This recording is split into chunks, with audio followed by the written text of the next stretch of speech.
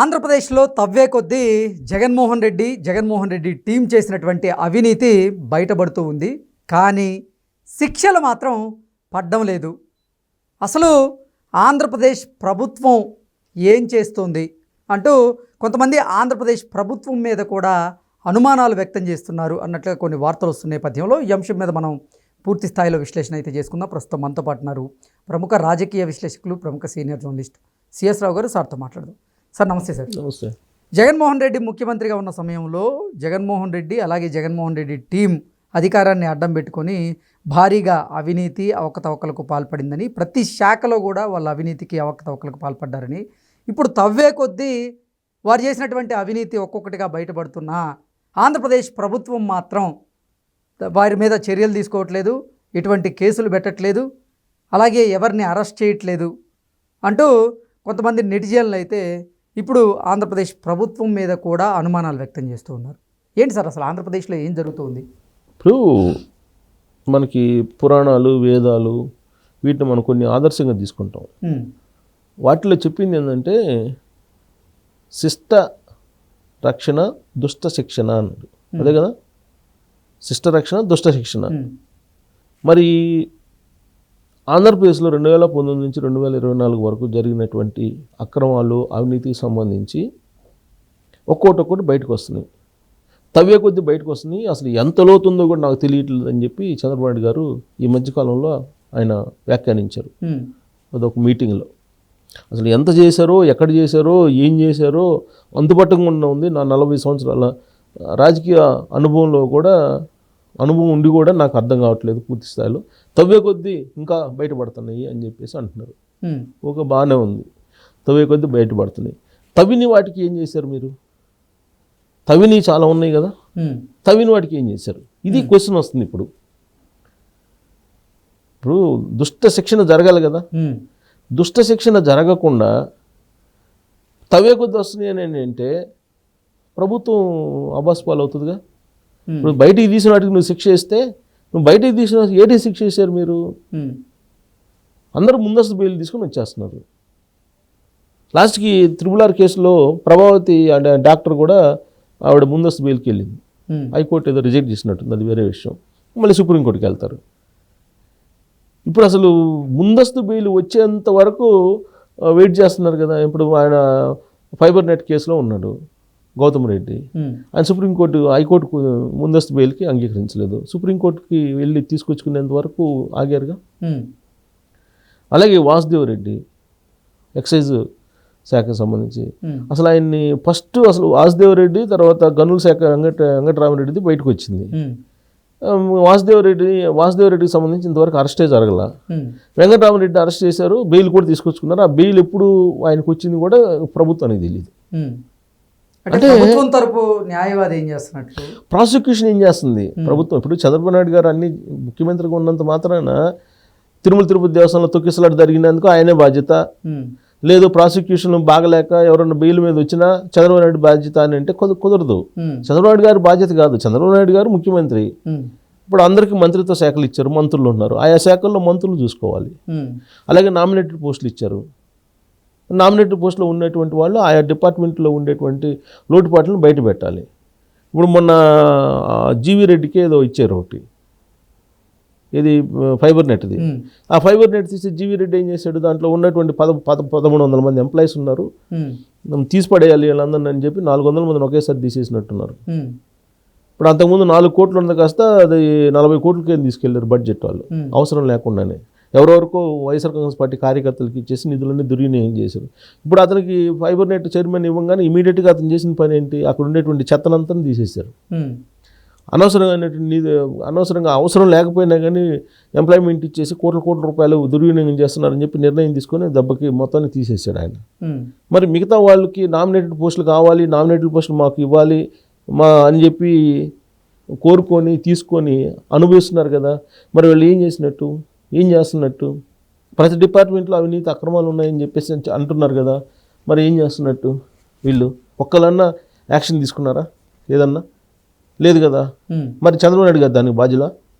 ఇప్పుడు చంద్రబాబు నాయుడు గారు ఒక ముఖ్యమంత్రి అండి, ప్రభుత్వానికి హెడ్. ఆయనంత మాత్రం చేత ఎక్కడేం జరిగినా కానీ చంద్రబాబు నాయుడు గారు బాధ్యులు ఎలా అవుతారు?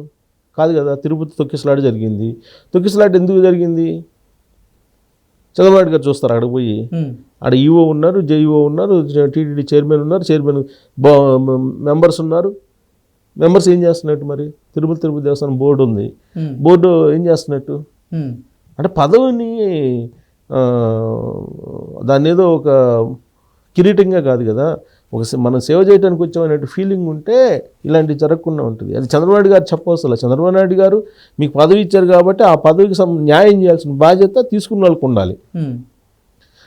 అంతే తప్ప పదవులు తీసుకున్నారు ఎవరు, అసలు ఏం జరుగుతుందో ఎవరికి తెలియదు. ఇప్పుడు గనుల శాఖ ఉంది, గనుల శాఖలో ఏం జరుగుతుంది అనేది గనుల శాఖ మంత్రి ఎప్పుడన్నా మాట్లాడారు? గనుల శాఖలో బోల్డ్ అంత ఉంది అవినీతి. హోంశాఖ ఉంది, హోంశాఖకు సంబంధించి అనిత గారు ఫెయిల్ అయ్యారని చెప్పేసి డిప్యూటీ సీఎం పవన్ కళ్యాణ్ గారే అనేక సందర్భాలు అన్నారు. పౌర సరఫరాల శాఖ మొన్నటి వరకు సీజ్ ద షిప్ అని చెప్పి పవన్ కళ్యాణ్ అనేంత వరకు కూడా దాని గురించి పట్టించుకోవాలా? మరి ఏంటి అంతా చంద్రబాబు నాయుడు గారే చేయాలా? చంద్రబాబు నాయుడు గారే చేసుకుంటారా? ఇప్పుడు మంత్రులు ఉన్నారా లేదనేది ఒకటి. సరే అయిపోయింది. ఇప్పుడు ఏంటి? ఇప్పుడు జగనన్న కాలనీలో ఒకటి వచ్చింది. ఈ జగనన్న కాలనీలో అవినీతి జరిగిందని చెప్పి ఎప్పటి నుంచో అనుకుంటున్నారు. దాదాపు 13,000 కోట్ల రూపాయల అవినీతి జరిగిందని చెప్పి ప్రాథమికంగా అంచనా వేశారు. విజిలెన్స్ ఈ మధ్యకాలంలో ఇచ్చినటువంటి రిపోర్టు, గృహ నిర్మాణ శాఖ, విజిలెన్స్ రెండు సంయుక్తంగా చేసినటువంటి రిపోర్ట్లో 13,000 కోట్ల రూపాయల అవినీతి జరిగిందని చెప్పి సుమారుగా తేల్చారు. ఎంత దారుణం అంటే దాంట్లో 30 లక్షల మందికి నేను సెంటు భూమి ఇచ్చాను జగనన్న కాలనీలో అని చెప్పారు. ప్రచారం చేసుకున్నారు, పెద్ద ఎత్తున ప్రచారం చేసుకున్నారు కదా. పట్టాలు ఇచ్చేసాం మేము, మాది పేదల ప్రభుత్వాన్ని. దాంట్లో మొత్తం తేలిస్తే నాకు గుర్తున్నంత వరకు ఇప్పుడు విజిలెన్స్ వాళ్ళు ఎంక్వైరీలో 3.5 లక్షల మందికి అసలు లబ్ధిదారులు, అంటే అసలు లబ్ధిదారులు కాకుండా ఉండే అనర్హులకి ఎవరికంటే వాళ్ళకి ఇచ్చేశారు. ఫేక్ పట్టాలు ఇచ్చేసారు ఎవరికో. XYZ ఎక్కడుంటారో తెలియదు. 9 లక్షల మందికి అసలు ఇవ్వకుండానే ఇచ్చినట్టు రాసుకున్నారు. ఇవ్వకుండానే అసలు పేర్లే లేవు. 9 లక్షల మందికి అసలు ఇవ్వాల. 3.5 లక్షల మందికి ఇచ్చినట్టు చూపించినా వాళ్ళు ఎవరో తెలియదు. అంటే సుమారుగా 12-13 లక్షల మందికి సెంటు భూమి గోల్మాల్ జరిగింది. ప్రాథమిక నివేదిక వాళ్ళు ఇచ్చిన దాని ప్రకారం. ఇది ఒక ఎత్తు అయితే, అక్కడ తొండలో గుడ్లు పెట్టినటువంటి భూముల్ని 1-2 లక్షలు చేసేటువంటి భూములను కూడా అప్పుడు వీళ్ళు ₹1 కోటి వాల్యూ వేయించి తీసుకున్నారు. ఆ విషయంలో అప్పుడులో కావలి ఎమ్మెల్యేకి నెల్లూరు జిల్లా కలెక్టర్ గొడవ కూడా అయింది. అప్పట్లో జగన్మోహన్ రెడ్డి గారు కలెక్టర్ని మార్చేదాకా నిద్రపోవాలి. అప్పుడు ప్రతాప్ రెడ్డి అనుకుంటా అతని పేరు. అంటే ఒక 2 లక్షల రూపాయలు చేసేటువంటి ల్యాండ్ని మీరు ₹1 కోటి బిల్లు చేసుకున్నారంటే ఎంత అవినీతి జరిగి ఉంటుంది? ఎన్ని రకాల గ్రామ స్థాయి నుండి, నియోజకవర్గ స్థాయి నుంచి, జిల్లా స్థాయి నుంచి రాష్ట్ర స్థాయి వరకు ఇది జరిగింది. మరి 18,000 కోట్ల రూపాయలు సుమారుగా అవినీతి జరిగింది అంటున్నారు. మరి అది బయట పెట్టాలి కదా. తవ్వే కొద్దీ ఇలా అవినీతి బయటకు వస్తుంది. ఇప్పుడు జగన్ పాపాలు ఈ విధంగా ఒక్కోటి బయటకు వస్తున్నాయి. బాగానే ఉంది. జగన్ చాలా పాపాలు చేశారు 2019 నుంచి 2024 వరకు అని చెప్తున్నారు. ఆ పాపాలను మేము కడిగేస్తామని చెప్పారుగా. మీరు కడిగేస్తారని చెప్పే కదా మీకు అధికారం ఇచ్చింది. మీరేమో ఒక్కోటి బయట పెడుతున్నారు. బయట పెట్టే కొంది మీరేం చేశారని చెప్పి ఈ ప్రభుత్వాన్ని నిలదీసేటువంటి వాళ్ళు ఎక్కువయ్యారు. ఇప్పుడు అబాస్ పాలవుతుందా ప్రభుత్వం? బయట పెట్టింది దానికైతే లాజికల్ కంక్లూషన్ తీసుకురావాలి కదా. ఏ ఇష్యూ అయినా లాజికల్ కంక్లూషన్ అయితే తీసుకురావాలి కదా. ఇప్పుడు రఘురామకృష్ణరాజు గారి కేసు ఉంది, దాని మీద ఎంక్వైరీ నడుస్తుంది. ముందస్తు బెయిల్స్ తీసుకొచ్చుకుంటున్నారు కొంతమంది. సునీల్ని ఇంతవరకు డిస్మిస్ చేయొచ్చు కదా. ఎవిడెన్స్ ఉంది కదా. సిఐడి చీఫ్, మాజీ చీఫ్ సునీల్, ఆయన డిస్మిస్ చేయొచ్చు కదా. లేదు. జత్వానీ కేసు ఉంది. జత్వానీ కేసులో 3 IASలు ఉన్నారు. ముందస్తు బెయిల్ తీసుకొచ్చుకున్నారు. నిన్న కాక మొన్నే వచ్చింది వాళ్ళకి బెయిల్ వచ్చేంతవరకు ఎందుకు వెయిట్ చేయాలి?